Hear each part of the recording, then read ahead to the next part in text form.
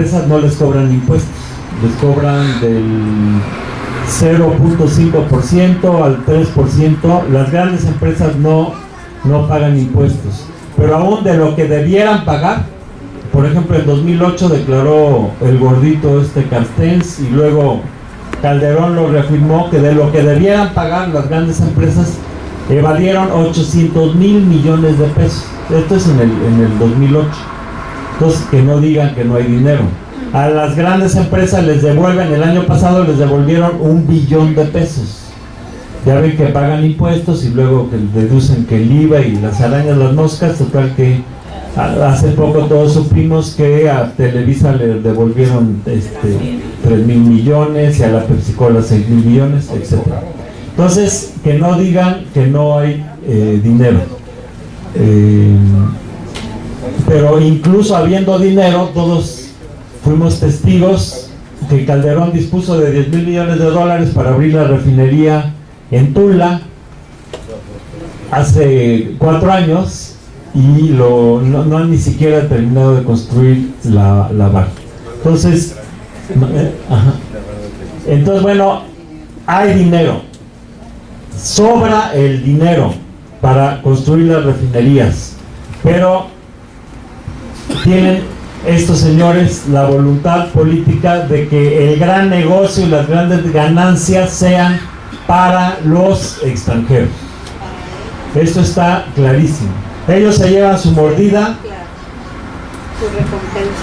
Dicen que no hay dinero. A la Repsol, en Repsol invirtieron 25,000 millones de dólares el gobierno de Calderón, y la Comisión Federal de Electricidad invirtió 15,000 millones de dólares en una empresa española, en la Repsol. Entonces, que no vengan con el cuento de que no hay dinero. Hay dinero, pero ese dinero es para los extranjeros, no para los mexicanos. A los mexicanos nos quieren como esclavos modernos, como mano de obra barata. Por eso hicieron la reforma laboral el año pasado, y lo que quieren es adueñarse de nuestras riquezas de la manera más descarada. Lo estamos viendo en la minería, en los gobiernos de Fox y Calderón. Y bueno, desde Salinas ya concesionaron la 4ª parte del territorio nacional a las mineras, y tan solo los gobiernos de Fox y Calderón, durante estos gobiernos se llevaron más oro y plata los extranjeros que durante los 300 años de colonia española. Entonces estamos en un nuevo colonialismo, estamos viviendo de lleno el neocolonialismo, y lo que quieren estas gentes es que la riqueza pues, se lo lleven los extranjeros. Esta gente pues, son como los virreyes, ¿no? Son como los virreyes de antaño, nada más que antes eran españoles y ahora son mexicanos, pero educados por los gringos en Harvard, en Stanford, o trabajando con ellos en la Coca-Cola como Fox. Entonces, bueno, son mexicanos de nacimiento, pero están totalmente al servicio de los extranjeros. De modo que los argumentos que ellos esgrimen son totalmente falsos. Y por otra parte, bueno, hay una constitución que muy claramente dice que no puede haber concesiones ni contratos en materia energética. Y esto no es un mero capricho. Los energéticos, electricidad, petróleo y los demás energéticos, son la base de la economía, son los cimientos de la economía. Toda la economía depende de los energéticos. Tan solo imaginemos por un momento que nos quedáramos sin electricidad, gasolina, diésel, gas, etcétera, todo se paraliza. Entonces, la clave de la economía está en los energéticos. Lo más importante, lo prioritario en la economía son los energéticos. Por lo tanto, tienen que ser monopolio de la nación, monopolio del Estado. Son estratégicos y no podemos soltarlos. Aunque fuera mal negocio, no podemos soltarlos.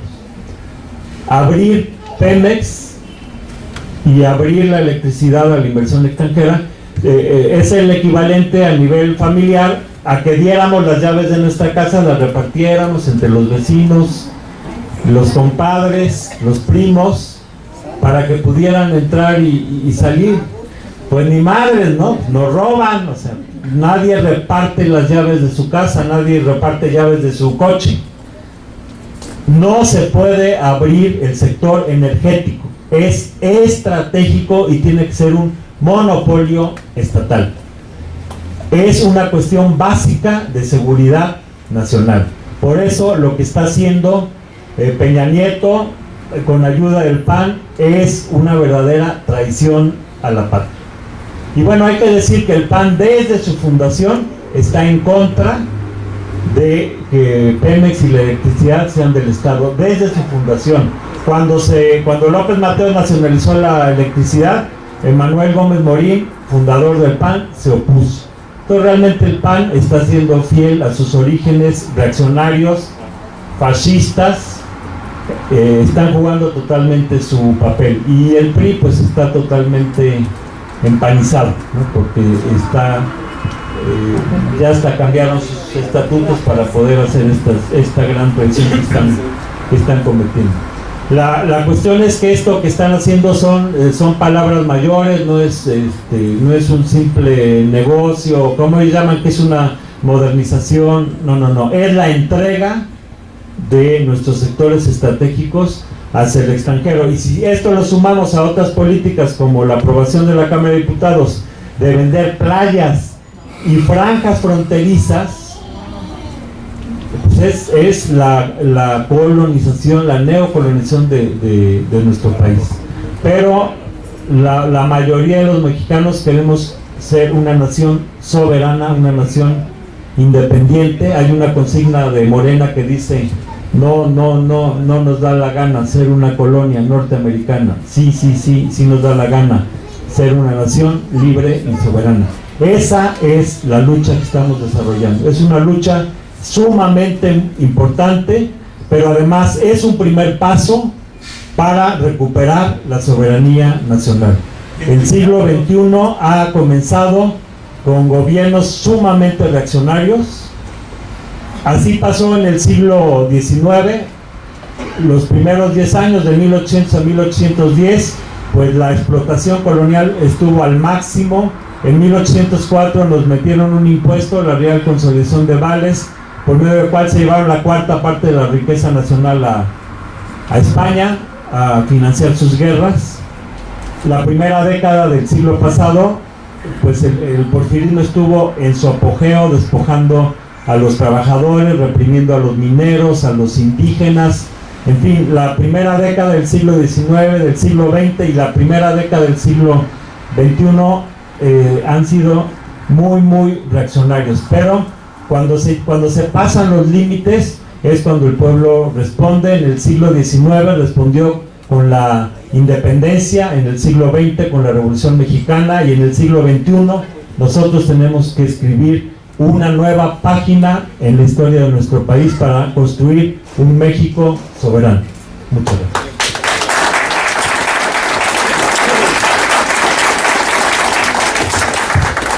Bien, como dijimos, ahora toca el turno al maestro Francisco Carrillo para la segunda parte de esta introducción.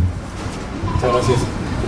Bueno, por supuesto agradecer mucho la oportunidad de compartir con ustedes nuestra información, nuestra convicción y nuestra causa. Hoy efectivamente los mexicanos estamos articulando un movimiento muy amplio de rescate de nuestra dignidad. Algunos científicos más sofisticados le dicen de nuestra autoestima, de nuestro orgullo nacional. La verdad es que comentamos hace un rato Pablo y yo, ya cuando uno ve la iniciativa dice: ah, caray, ¿hasta dónde quieren llegar? ¿No? Realmente es una iniciativa absolutamente negativa para el interés nacional. Por eso es que han hecho el esfuerzo de construir un discurso supuestamente, que Dios nos perdone, cardenista y nacionalista. Pero la verdad es que es una visión profundamente engañosa y que oculta de manera deliberada e ignorante, vale decirlo así, lo que ha sido nuestro propio aprendizaje como mexicanos. Pablo ha mencionado ya elementos básicos de este tema. Yo quiero agregar 2, 3 más. Un poco solo para completarles el cuadro. En primer lugar, hemos hecho mucho en nuestros eventos, remembranza de hechos históricos que deben ser lección para los mexicanos. Y yo me interesa o me gusta recordar la famosa escena trágica, 1913, cuando en junio de 1912 Francisco I. Madero se atreve a imponerle un impuesto a la producción petrolera, 20 centavos por cada tonelada de crudo que producían ya los extranjeros. Esto, entre otros factores, por supuesto, no es el único, pero es uno de los factores que desata la molestia de Henry Lane Wilson, de los monopolios norteamericanos, que eran los que controlaban la explotación petrolera mexicana, y encuentra rápidamente al buitre de Victoriano. Destruyen un ejercicio democrático interesantísimo que estaba construyendo el país con la transición al maderismo después del porfiriato. Destrozan ese ejercicio democrático con el magnicidio, con el golpe de Estado, y se abre una etapa sangrienta para el pueblo mexicano. Millones de muertos ocasionados por un asunto que se desata por la supervivencia de las cúpulas porfiristas que se suman a los intereses extranjeros. Después de esto viene el proceso revolucionario, y gente tan brillante como Francisco J. Mújica, que redactan el artículo 27 constitucional con todo este aprendizaje que traíamos del porfiriato. Cosa de leer las concesiones que otorgó Porfirio Díaz a las firmas extranjeras, que además ya una compañera académica ayer nos decía, les voy a comparar, yo tengo en mis manos la concesión de la presa, de la planta de Necaxa, contra los contratos que hoy se pretenden otorgar, y van a ver la similitud. Se aparece, decía yo, salido del despacho de José X. Limantur, de esta iniciativa. Y Limantur nos va a decir, yo no era tan reaccionario.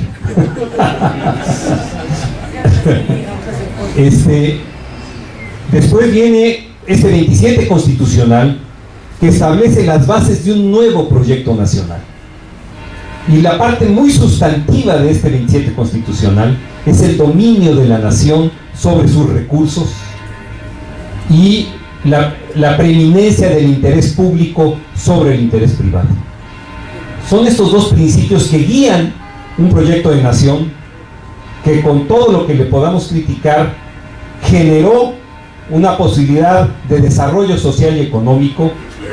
Inclusive hubo épocas en que todos teníamos, como todavía me tocó a mí, ¿verdad?, en que todos teníamos muy claro que en la sociedad mexicana había una escala de ascenso social, donde estudiar implicaba la posibilidad de ascender socialmente. Había posibilidades de empleo, de calificarte y de escalar socialmente. El sueño de los obreros, de los campesinos, era que sus hijos entraran a la universidad para poder aspirar a una nueva etapa de vida. Ahora se nos sicarizan, ¿no?, los hijos de los obreros y los campesinos. Después del 27, ¿qué pasó? Bueno, no se aplicó el 27 a las industrias petroleras, y llega el año de 23, siendo México el segundo productor mundial de petróleo.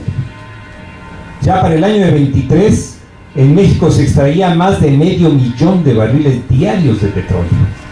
Si ustedes consideran que hoy estamos extrayendo 2,5 millones de barriles, casi 100 años, 90 años después, bueno, 500,000 de barriles para esos años era un mundo de petróleo. Éramos la segunda potencia mundial petrolera. Y el gobierno norteamericano no reconocía al gobierno de Obregón. Obregón le plantea a los norteamericanos, pues, cómo hacerle para que lo reconozcan, y viene lo que conocemos como los tratados de Bucareli. Y la primera condición de los norteamericanos para reconocer al gobierno de Obregón era que no se les aplicara el 27 constitucional a las industrias petroleras. Y la Suprema Corte atendiendo las